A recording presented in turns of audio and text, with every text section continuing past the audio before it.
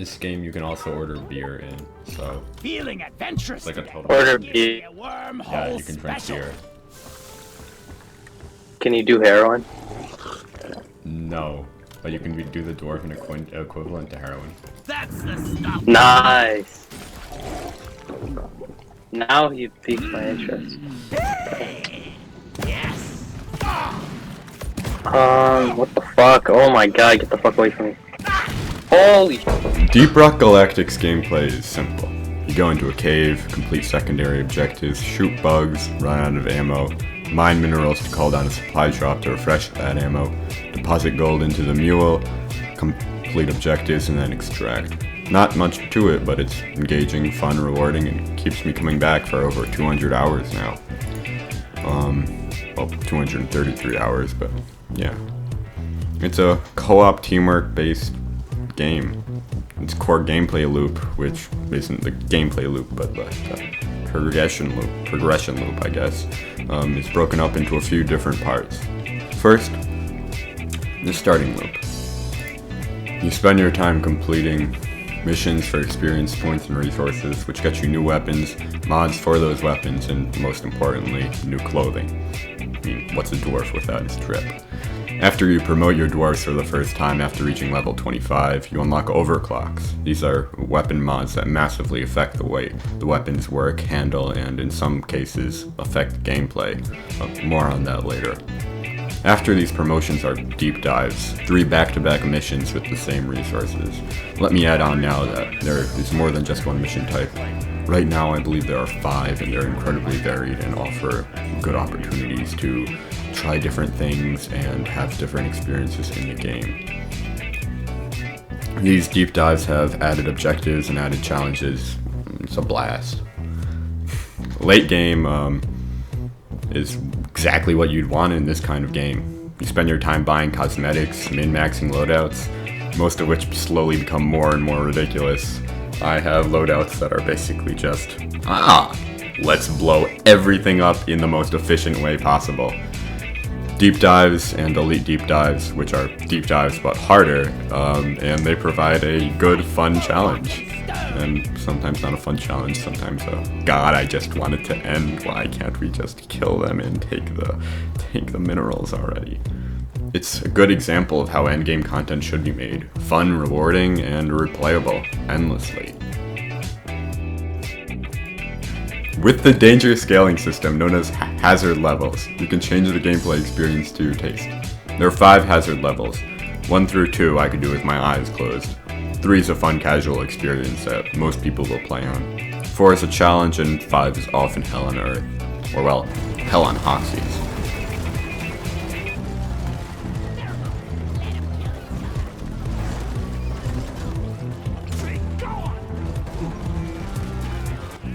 I should mention that Hoxies 4 is where you'll be spending your time. Deep Rock Galactic is a company that employs you, and it's your job to exploit the resources of the living planet Hoxies 4, its multiple biomes, while fending off the glyphids that live within it. It's imperialism simulator. It's like pretending to be British without the bad teeth and an increased amount of short people. Well, there are 4 types of classes in Deep Rock. Well, there are 4 classes in Deep Rock, not 4 types. I'll just edit that out in post-production. There are 4 classes in Deep Rock. They have, at the moment, 3 main weapons and 2 sidearms to pick from. Each class has their own traversal tool and piece of utility. First off, Gunner. He has massive guns, a deployable force field dome, and a zipline gun. He's fun to play, and usually he just deals with swarms and dealing as much damage to as many people as he can. Next we have Driller. They drill stuff. Wow. Groundbreaking. Literally. Equipping with elemental weapons. You got goo, you got fire, and you got ice. Drills, obviously. And a pack of C4, which all more often than not will be thrown at your teammates and said, haha, die. And you blow them up. And it's good fun. No one really gets mad at that. The engineer is the engineer. He builds stuff. He's equipped with some short-range weapons, a shotgun, a lock-on rifle, and a SMG. He also has automatic turrets which you can place down in a platform gun. And lastly, we have the Scout. ADHD personified. Goes fast with his grapple gun, has high damage weapons, and focuses mostly on taking out priority targets. And they have a flare gun, which is amazing. I love the flare gun. And it does damage, so you can just shoot things with the flare gun. They also have an M1 Garand, except it's not called an M1 Garand, but, you know, it has the ping sound, so you know what's going on. Each class fills its own niche within the game. Each class fills its own niche within the game, and it'll all allow a varied set of playstyles, all which can be changed with weapon overclocks.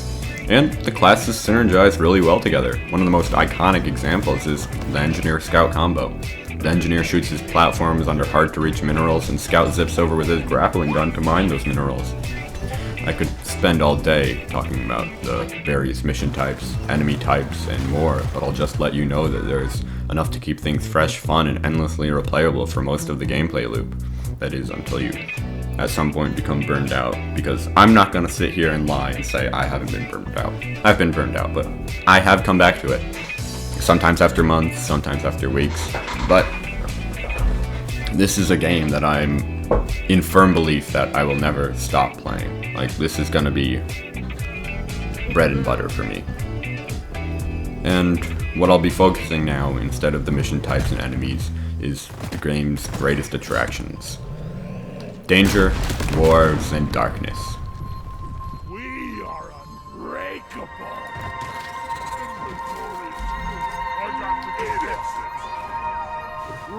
This is Deep Rock Galactic's tagline, and good God does it deliver. Firstly, almost effortless scale. Every level in Deep Rock Galactic is automatically generated, meaning that every environment you will enter has been made by a computer program. Now, initially, I had some reservations, like, how could a game create engaging and beautiful levels if it's just generated? Well, the generation is really good. All of the levels are engaging, all of them are beautiful, and they all have their own charm. If you spend enough time on a level, it becomes bittersweet. You kind of miss it because no one will ever go to that little cave again. No one will ever mine those same minerals, but you've got to leave because you got a rock and stone or you're not coming home. No.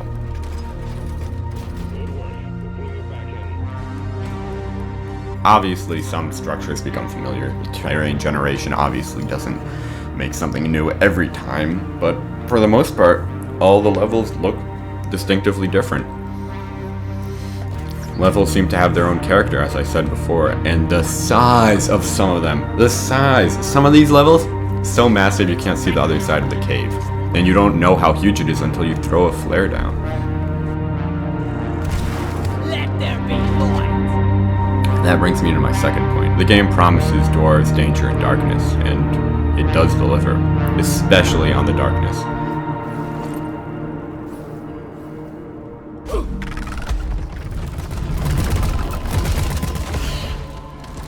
The game's use of light is so effective it makes me feel like horror sometimes. In fact, it's better than some horror games that I've played. It scares me because I'm so totally immersed in the environment. The shadows move on the wall, the glyphids as they race down to try to come kill you are shadowy presences, and it's dark and you're not going to see any of them if you don't have any light up. And that brings me to flares. You're limited to 4 flares at a time. They recharge, but never as fast as you want them to. Pressure to light up an area isn't just because it looks spooky, but because lighting up a cave gives you an actual tactical advantage. You can't see anything in the dark, can you? And lighting up an area works not just as a thematic advantage, but as a tactical one. I mean, your accuracy is going way up if everything can be seen. Thirdly, third mostly, customization. Deep Rock Galactic has some of the greatest execution of customization throughout any game I've played. Nearly everything can be changed, and more recently with an entire update devoted to modding support, there's even more you can do with the game. But for now we'll focus on clothing customization and weapon customization. Mods are for another time if I decide to make that video. Clothing, pretty basic.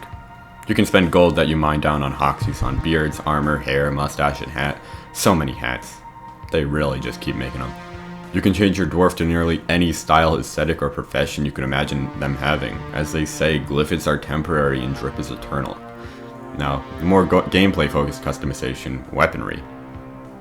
Boy, is there a lot of weaponry. Instead of showing everything you'll do, I'll just show you an example of how customization can alter a weapon. Now, I mentioned this before. The M1000 Classic, a fantastical interpretation of the M1 Garand, has the highest damage output in a single shot of any weapon in the game. Now, this makes sense as it belongs to the scout, and the scout's tasked with taking down dangerous threats while the rest of the group takes care of smaller threats. But obviously, it won't always be the case. Banking so much on damage in your mods means that your ammo will quickly be depleted. You can modify the base gun. You can always equip an overclock to the gun. After your first promotion, overclocks become available, and I'll be going more in depth into them right now. They are weapon specific and in most cases benign. Gives you a small buff in terms of ammo or fire rate, and in extreme cases it changes the gun's whole experience. Let's continue with the M1 Classic example. One of the most notorious examples being Super Cooling Chamber.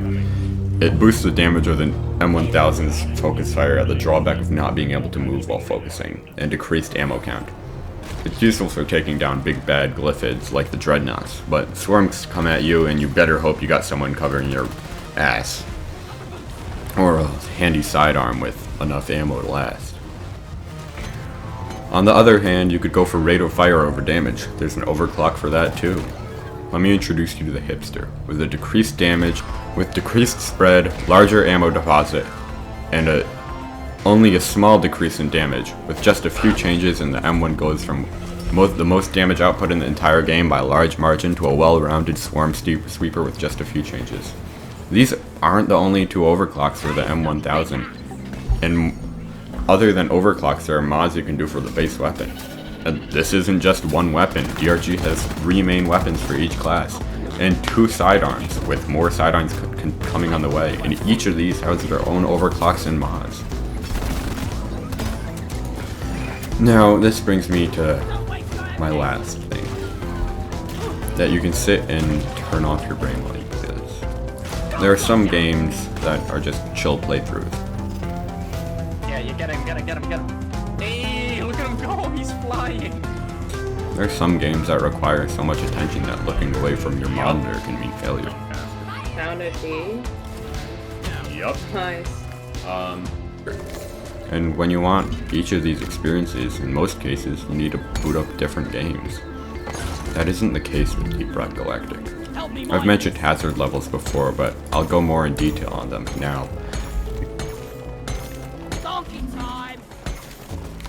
These hazard levels, combined with the sheer amount of random generation in caves, makes this game massively replayable. Teamwork is an important part of Deep Rock.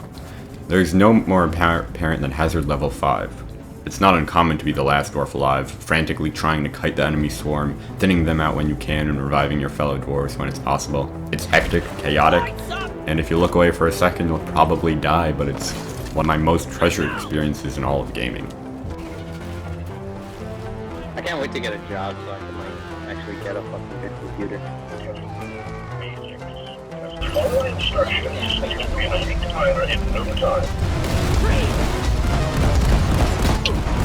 Holy shit, this is giving me motion sickness. But you don't have to play with other dwarves. The game's single player support is superb, equipping you with a little customizable helper droid, Bosco. You go through the same missions with the same equipment, minus a friend, or in most cases, co-op partners. The game's matchmaking is simple. Pick a mission and then decide if you want to host or join a mission. If joining a match will bring you to a server list with hazard levels, classes already used by players and more. Deep Rock's community is one of the greatest things about this game, and the devs are loud. Not in a bad way, in a quite good way. They stream often and they are always updating the community on what's coming next. And the community is delightfully welcoming. More so than I've ever seen in almost any game before. I've seen people go out of their way to teach new players, or as called by the veterans of the game, greenbeards, how to play. They do so in a kind, wholesome way. Obviously there are a few toxic people, but I've only encountered 1 or 2 in my 200 plus hours of gameplay. I've never really played a game in which the community is so immersed in the game's culture. In Deep Rock Galactic, it's more common for a fellow dwarf to risk the entire mission and their individual rewards to save another dwarf. I'm not sure what to call this phenomenon, collective group conscious role-playing. It's quite fascinating and probably deserving of its own video essay in itself. In a world in which most communities are toxic or hard to get into, DRG's solution is one button. V. V is effectively the emote button. Hit it and your dwarves shout "Rockin' Stone" or some other encouraging quote. Dwarves you play will all follow suit because, as said, if you don't rock into stone, you won't be coming home. I could talk about Deep Rock Galactic for much more time, but I think I've covered everything that really motivated me to play and recommend it to others. Now, I'll leave you with some closing thoughts. Deep Rock Galactic is one of my favorite games I've ever played. It isn't for everyone, obviously. If you don't like bugs or spiders, you should not buy this game. If you don't like occasionally having the shit scared out of you, again, don't buy it. Oddly enough, despite being a co-op game, this is not one of the games where you need to have friends to play. You're totally able to find randoms, and randoms are often good teammates. And you'll have the same fulfilling experience. But I do recommend that you find a dedicated group of people to play with. Feel free to DM me if you do buy and end up playing. This game is very fun, and I'd appreciate having more people to play with. This obviously isn't in the same vein as my other videos, but I kind of wanted to challenge myself and see if I was capable of writing a review. And you may have noticed, but halfway through the skip, I sort of lapsed into the way I write when I write video essays, but I'm already have an idea for my next video essay. It'll be co-op game related. Hopefully you guys stick around for that one. It's been a pleasure talking to you. I hope you guys are doing well. Stay safe. Omicron is a dangerous COVID variant. Not as dangerous as COVID, but it's very infectious. And I'm back on online school, which gives me more time to write, but also more time for me to lapse into a fun little, whatever we want to call it. Thank you for listening to me. I appreciate all of you. And I have like 53 subscribers. This is so cool. Like, when was this even a possibility? I could not have fathomed that. 53 people have decided that I am worth their time to put into like their little YouTube subscriptions thing. That makes me happy. Thank you guys. Alright, time to edit this monster. 17 minutes, oh my god, this is the longest one I've ever done. Okay, fine.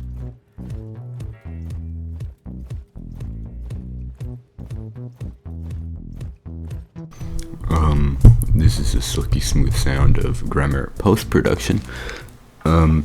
Just wrapping it up. Thank you to everyone who helped me record this video or played with me in this time, specifically for Swix, Ent, obviously. Ent read over the script. He went over the script, he did a lot of other stuff. Playing right after this is a clip of me and him playing together, in which I glitch into the drop pod and get carried back up. My lisp kind of kicked in. You probably can notice that if you listen closely, or if you don't listen closely. I don't know. I'm self-conscious of it, but regardless. Thank you for listening. I hope this video does well. I don't expect it to, if I'm being honest. I don't have a lot of self-confidence in this video, but bye. Have a lovely day. Or evening, because it's 9:22 here. Oh shit. Where are you, dog? I can't even get to you. Hold on, no I can't. To extract it, we're sending in a refinery. No, I can't. It's setting me up. It's setting me up. Oh, dude. Pipelines and pump it all back to the refinery. Damn, Graham. Bye, bro. Oh, I'm coming back down. Let's go.